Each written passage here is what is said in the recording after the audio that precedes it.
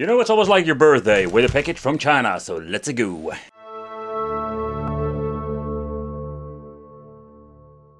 It's time for a new video, time for a new product from our friends from China. Yes, it's the One Station. It's basically a PlayStation 2 ripoff. Yes, they have done it again. They've ripped off something, and now we are going to talk about the 8-bit. Yes, again an 8-bit version. So don't click away, I know. And don't forget to subscribe to the channel and hit that little bell because it's going to be fun. It's up there. Let's unpack it. Alright, so I've removed the plastic and the question is always, how does it play the 8-bit games? Yeah. Oh my god, is there even more plastic? Oh. There is more plastic.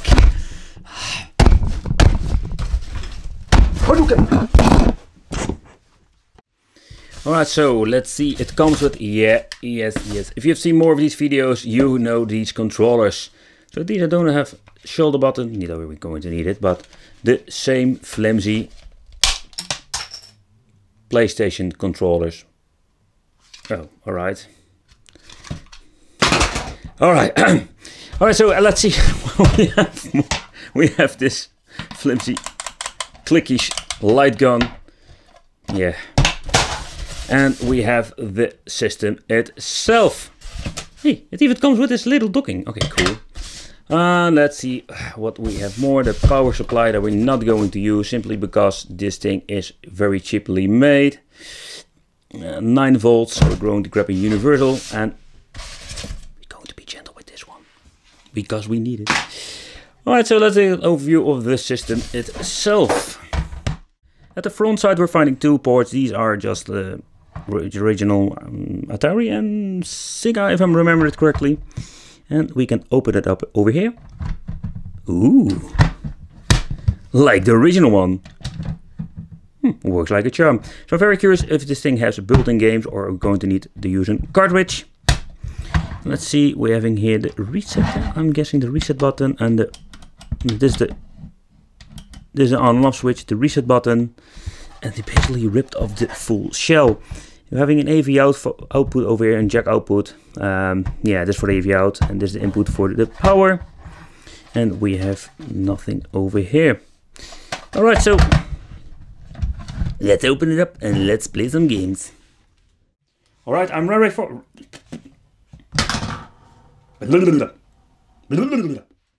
Alright, I am ready for it. Let's go. Controls hooked up. Power on. What the hell?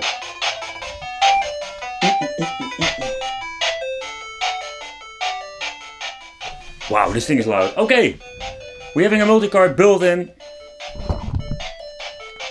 And they are naughty. No homebrew games, just actually familiar games. For the people who didn't know, there are no shitload of games on it. There are just basically a couple of games. Hey, they use Duck Hunt, Gradius, but there are a couple of games on this thing. I'm very curious, what are we going to get? Double Dragon 2. Okay, let's see how this thing plays. We can't do play with 2 players simply because I broke the controller. But you can always grab another controller. I must say the signal output is not bad at all. Ow. I'm getting my ass whooped. Getting my ass whooped. I am still pressing the wrong button. Give me a break. I am searching my buttons. Oh, man. Finally I found the right button. You little bitch. I'm ready for it. I'm ready for it. Come on. Who wants a piece of me? Who wants a piece of me?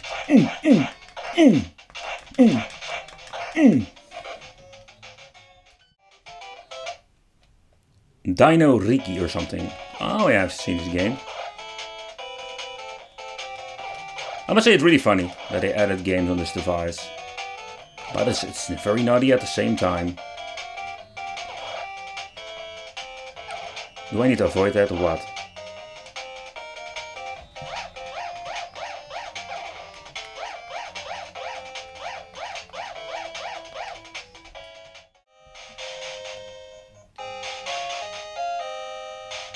Alright.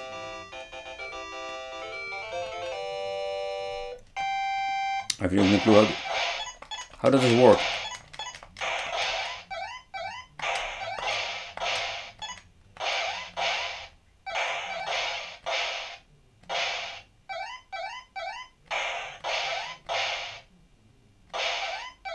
I have really no clue how this works.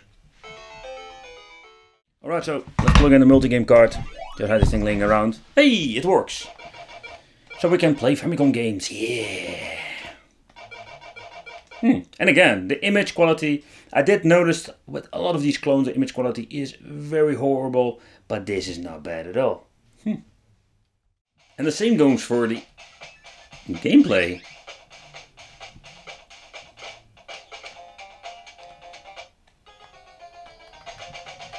Oh, I couldn't move. Even I can break the controller, it plays very well. The buttons are responsive.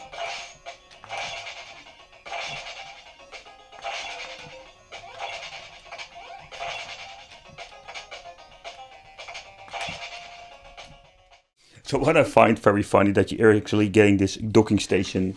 Alright, let's plug it in the bottom. Do it out of the screen, you can already hear it. And now we have the chemical PlayStation 2 Slim from China. Alright, so let's rip it here, this little bad boy, because I want to know what's inside. Alright, let's see. They only used 6 screws, if I see it correctly. I'm very curious how this thing looks on the inside. Alright, last one. I'm guessing you can pop it open like this. Yes, we can. So this is the mechanism, how it works with a little spring over here. And people, this is what we're going to get. Yes, there is almost nothing inside. That is what we're going to get now. So back in the day we have a big PCB board, but because of the technology we don't need it anymore. So we have the PCB board with the ribbon cable that goes through the main board. So yes people, this is the main board with the connector. And they are using this WinBand chip. I'm guessing this contains under the blob all the ROM files. Or the couple of ROM files are on this thing. And here we have a ribbon cable goes to the connector ports or the controller ports. Things falling apart already, and the other one goes to the reset and power switch. I'm going to put it back, and oh my god, this thing smells so chemical, it's horrible. Alright, nevertheless, going to put it back in, and just wanted to show you what's inside this PlayStation mini clone whatever chemical thing. Alright, so this is what you're going to get with the PlayStation 2 Slim console from our friends from China.